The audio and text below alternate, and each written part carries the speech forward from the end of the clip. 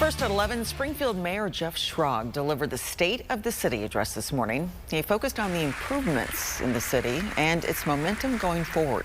He touted the positives like last month's National Route 66 kickoff, along with the shopping expansion on West Sunshine with the new Target and several other shops and restaurants.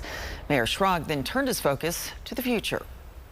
I see Springfield both growing in very small circles around the existing city limits like rings on a tree, but I also see Springfield growing up. Lots of two-story apartment complexes in town. Those should probably be four-story, especially in places like in our urban core that can really handle taller construction. I believe the future of housing in America is more dense and more tall. Schrag says the city needs to be persistent on negotiations with existing neighborhoods that have concerns about proposed new projects and alleviate those worries. You can read more about his State of the City address on ky3.com.